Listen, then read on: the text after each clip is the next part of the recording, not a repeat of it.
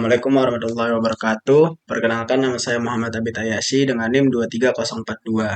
Selanjutnya perkenalkan nama saya Muhammad Aldi Rahman Dika dengan NIM 23040. Di sini kami melakukan presentasi matkul citra, yaitu segmentasi citra buah apel menggunakan UNet dengan encoder ResNet berbasis CNN. Untuk pertama, latar belakang. Dalam pengolah citra, apel seringkali dipisahkan antara latar belakang dan kompleks, baik saat menggantung di pohon, berada di dalam wadah seperti piring dan keranjang, maupun saat bercampur dengan buah yang lain. Hal ini mengabaikan fitur visual apel terhadap lingkungannya, yang menyebabkan tingginya tingkat kesalahan deteksi pada motif saat menghabiskan penggunaan nyata. Tujuannya yaitu kita bisa melakukan segmentasi, memilih buah apel dari berbagai macam variasi gambar, baik dari pohon maupun keranjang maupun dengan piring. Yang ya, kalian lihat di sini ada gambar asli dan hasil segmentasi. Hasil segmentasi ini bisa dilihat, ini merupakan yang diambil cuma objek apelnya aja. Masalah-masalah yang kami hadapi yaitu bagaimana merancang struktur arsitektur model deteksi objek yang mampu mendeteksi buah berwarna apel secara akurat di berbagai variasi latar belakang. Yang kedua yaitu bagaimana efektivitas model dalam membedakan fitur visual apel terhadap objek gangguan seperti buah atau jenis yang lainnya, misal seperti apel dengan buah jeruk, apel dengan buah pir, dan lain-lain. Nah, yang ketiga yaitu bagaimana kinerja model dalam meminimalisir kesalahan deteksi false positif terhadap saat menghadapi variasi lingkungan yang kompleks. Selanjutnya yaitu dataset. Untuk dataset kita sudah mengambil 125 foto apel yang berbeda-beda. Setiap foto diambil dengan sudut pandang dan latar belakang yang bervariasi, dan foto-foto ini di masking menggunakan SEM yang dikembangkan oleh Meta. Berikut ini isi datasetnya, yaitu ada dua folder, ada folder apel dan maskingnya. Di sini ketika kita lihat folder apelnya ini, gambarnya ada di antara range 1 sampai 25 atau 125. Begitupun juga maskingnya, yaitu masking per setiap gambar masing-masing di antara 1 dengan dari gambar 1 sampai 125. Tujuan untuk maskingnya ini yaitu untuk sebuah validasi sebuah model. Jadi masking ini misal kita pilih apel, berarti maskingnya itu harus berupa yang putih ini harus berupa apel. Nah, bagaimana cara kita untuk melakukan maskingnya? Tentu saja kalau dengan manual kita memakan waktu banyak, maka kita menggunakan fitur yaitu dari sebuah AI, itu ada Meta AI. Berikut saya jabarkan pemakaiannya sedikit. Ini ketika kita klik upload foto, misalkan apel test 1, ini kita tunggu. Nah, nanti udah deteksi otomatis dari AI-nya. Nah, habis itu kita cari, ini kan udah deteksi apel sama daun. Ketika kita klik apel, maka yang udah terdeteksi apel, habis kita ke continue effect, tambahkan sebuah efek color fill biar objeknya diwarnai. Habis itu sama backgroundnya biar hitam, nanti maskingnya. Nah, habis itu kita penuhin colornya menjadi warna putih dengan opacity penuh dan colornya putih. Maka sudah bisa jadi masking.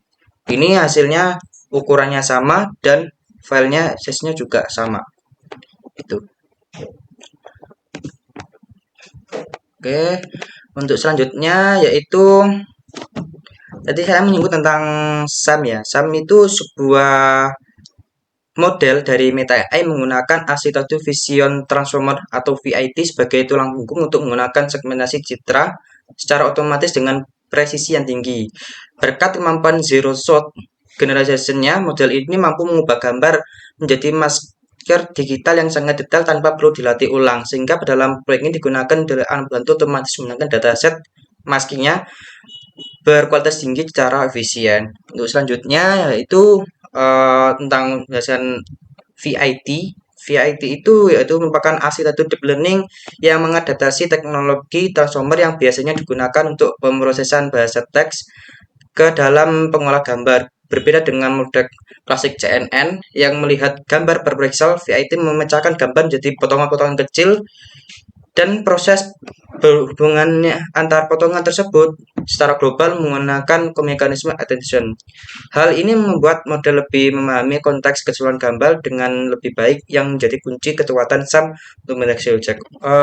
Untuk lebih lanjut, kalian bisa kunjungi code-nya itu dari ini, dari GitHub-nya, GitHub Facebook, search segment anything. Di sini udah lengkap dengan cara pemakaiannya. Oke, kita lanjut ke pembahasannya selanjutnya yaitu pre-processing. Dalam pre-processing ini yaitu kita pertama augmentasi ada termuat augmentasi, habis itu recess. Augmentasi meliputi seperti flip, rotasi, dan noise. Selanjutnya yaitu ada image processing seperti membaca citra asli RGB menjadi masker yang grayscale, mengubah nilai masker menjadi format bintang 1 mutak, dan menyusun ulang dimensi menjadi format channel CHW agar sesuai dengan input arsitektur vektornya. Selanjutnya itu ada data tensor loading. Telah diproses suatu tensor membuat kedalaman data loader yang berfungsi memecah data menjadi kelompok bus kecil. Oke lah, kita lanjut ke ke Jupyter-nya. Ini kita mulai dari penginstalan library-nya. Ini sebenarnya sama aja requirement dengan ininya, bebas milih salah satu ngerunningnya. Misal kita running ini, kita tunggu semua library-nya kepasang.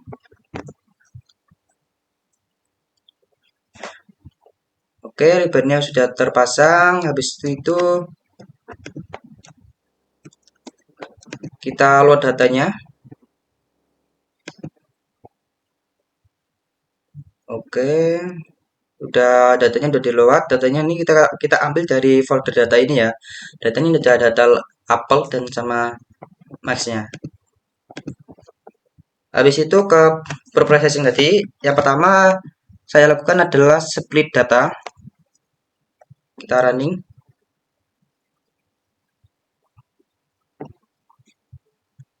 Nah, ini splitnya udah bisa, udah berhasil. Yaitu sebanyak data train itu 86, data file-nya itu 12, dan data testnya 25.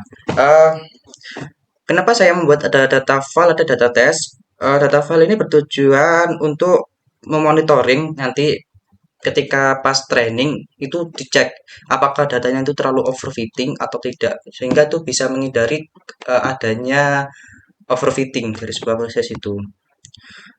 Untuk selanjutnya processing data itu ada recess. Recess itu kita semua itu kita ubah menjadi ukuran 256 variabelnya udah terinisiasi dari awal. Ini image size 256.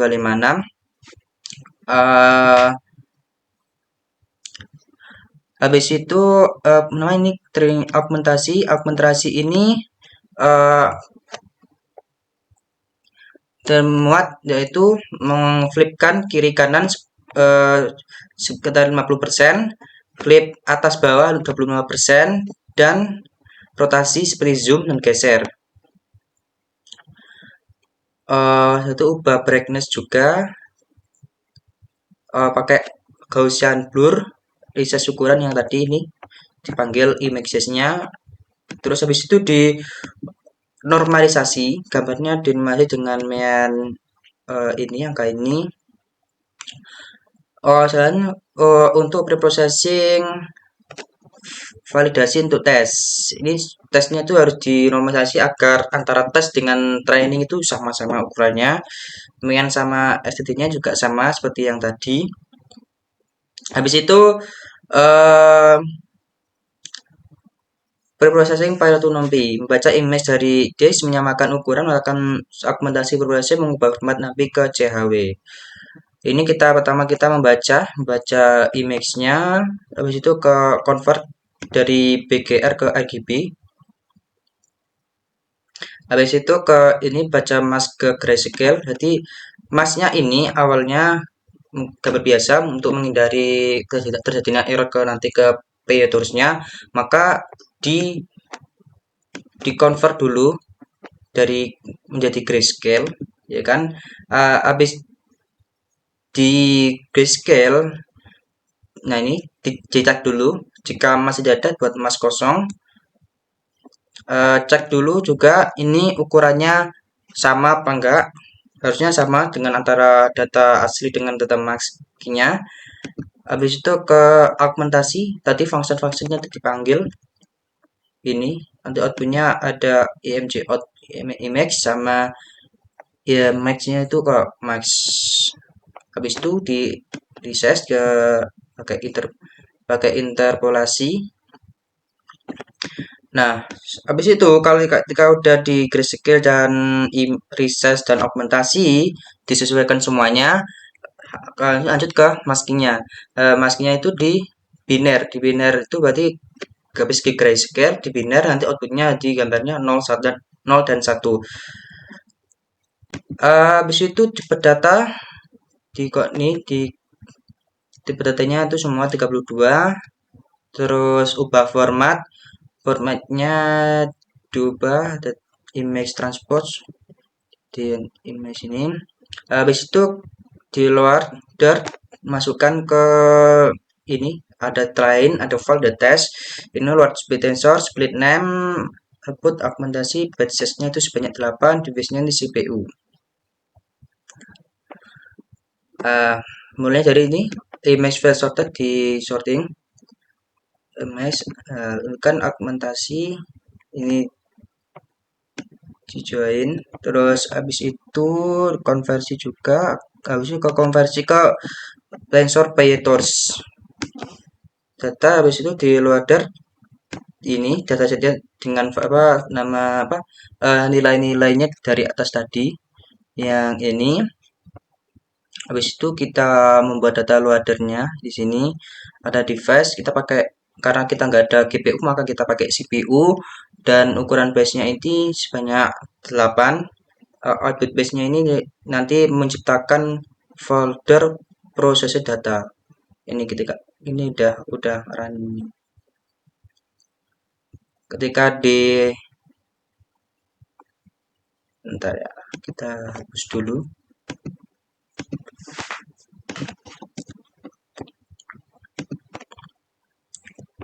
Oke. Nah, ketika kita running, oh,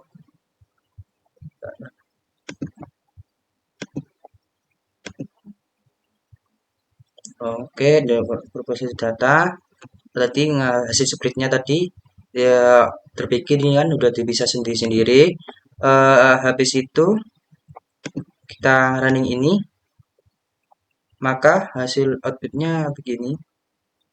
Ini ada loadingnya sama tadi seperti ini.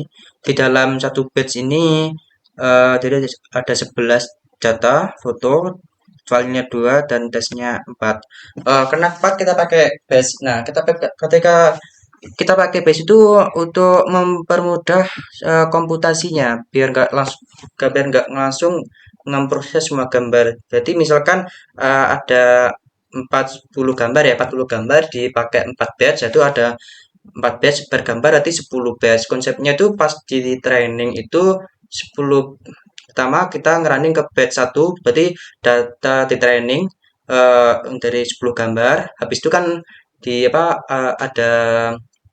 ada evaluasi itu update bobot. Nah, hasil update bobot tersebut dipakai ke batch kedua sampai ke batch 4. Hasil dari update bobot batch 4 itu balik lagi pakai ke batch 1 untuk epoch ke selanjutnya. Habis itu kita lihat ini.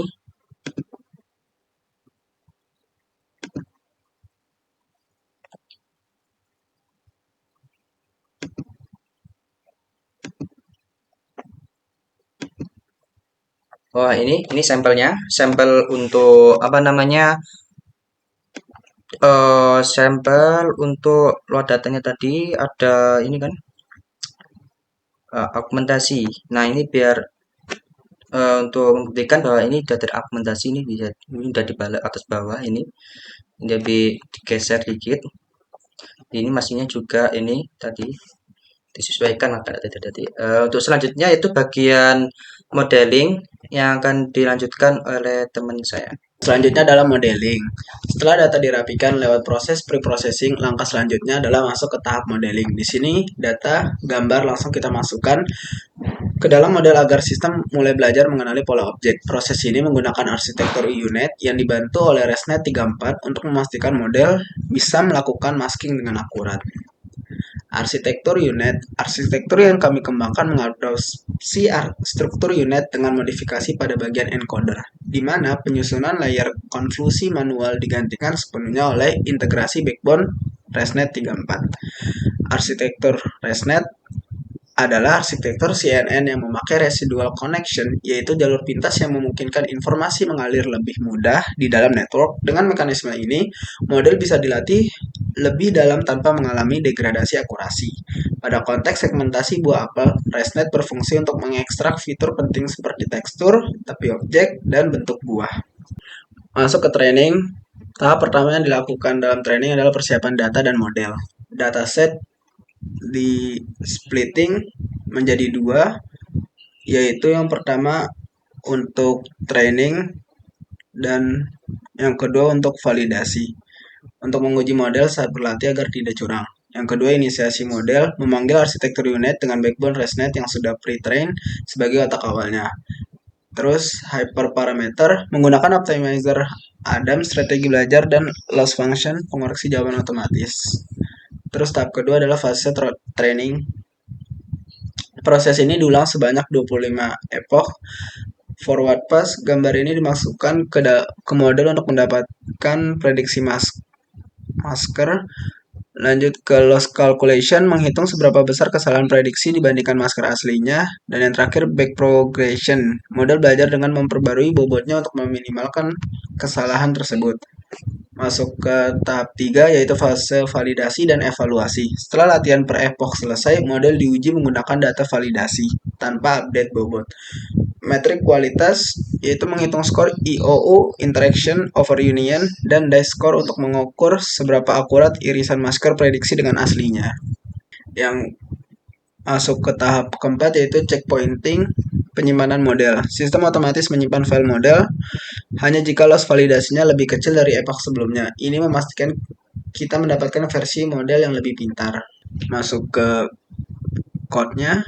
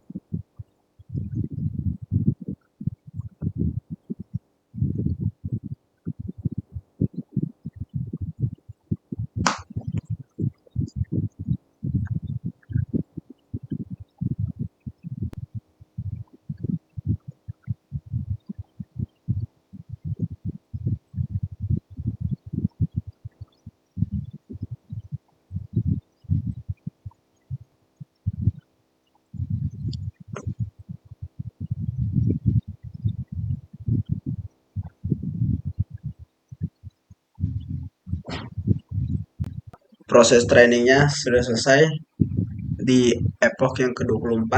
Masuk ke evaluasi. Evaluasi dibagi menjadi dua, yaitu evaluasi training dan evaluasi testing. Di evaluasi training eh, terdapat tiga grafik dari hasilnya. Grafik yang pertama adalah grafik trend dan validation curve, berfungsi sebagai indikator utama untuk memantau stabilitas pembelajaran sekaligus menguji kemampuan model generalisasi model. Tren penurunan yang konsisten pada kedua curve ini memvalidasi bahwa model berhasil meminimalkan tingkat kesalahan secara efektif tanpa mengalami overfitting, membuktikan bahwa model mampu mengenali fitur objek dengan akurat baik pada data latih maupun data baru.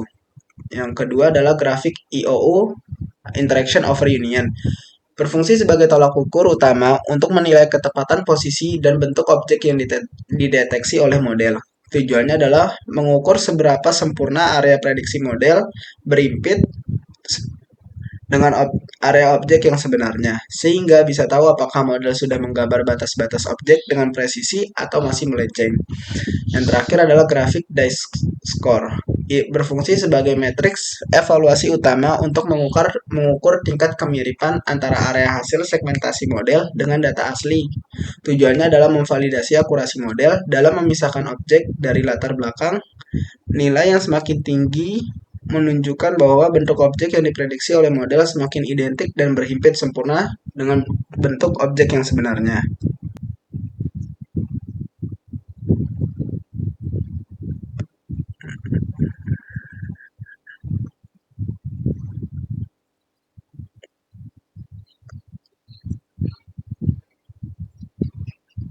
Lanjut ke evaluasi testing.